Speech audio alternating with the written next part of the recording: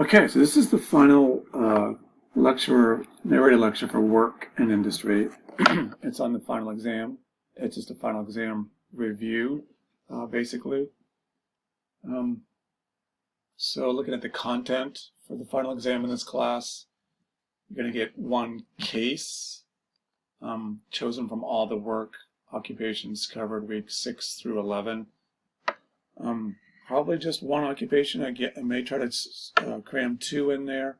So by occupations, I mean those occupations that we reviewed each week: the grocery store, poultry factory workers, landscapers, carpenters, restaurant workers, all those different professions. Within each one of those professions, there were ergonomic solution boxes, kind of work ergo boxes, like the treatment boxes. And they focused on all the ergonomic tips and solutions for these particular professions, these particular high-risk jobs. This stuff all came from OSHA sources. So you need to know those boxes. A lot of them are common sense. Some of them aren't. Some of them are particular for each job. So kind of like memorizing the treatment boxes, only here you're memorizing the ergo boxes for all those cases because you don't know which profession you're going to get. So I'm not going to ask you to get into all the orthopedic issues of the work client, just going to focus on the work ergonomic solutions. Also need to detail a work conditioning program, could be on-site or in clinic. And as you know, that work conditioning program will include a basic home exercise program for the client, which they can do in the clinic or on the site, and they can do on their own eventually. And then these simulated activities, 2 activities, I'm not sure how many activities, over these 5 levels, with a 5th level, again, being back to work. Think simulated activities, best you can simulate them at the job or in the clinic. Don't think exercises with this part. You're really going to crash and lose a ton of points.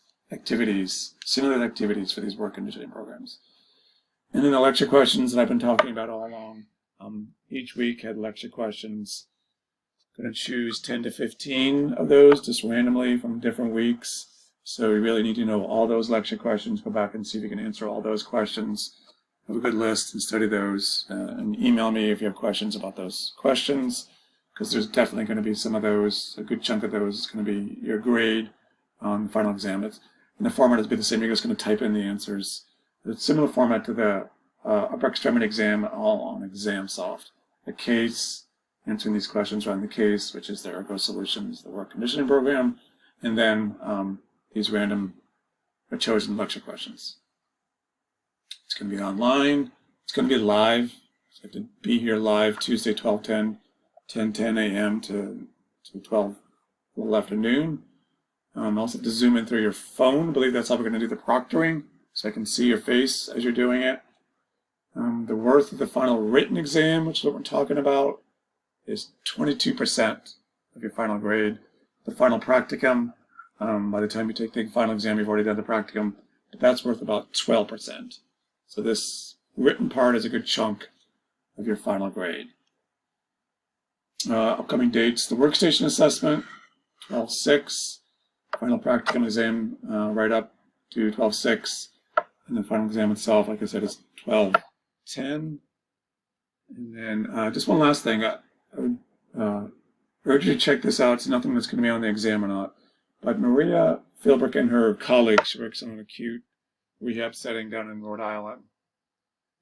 They came up with this list of 5 things to know for clinicals, 5 things they think students kind of are weak on and they really need to kind of jump in and do and know really well going into clinicals. And kind of get your mindset shifting, as you get done with these final exams towards your clinicals. Check out the list. It's a good little list. Quick, simple list. Won't take you just a minute to read it.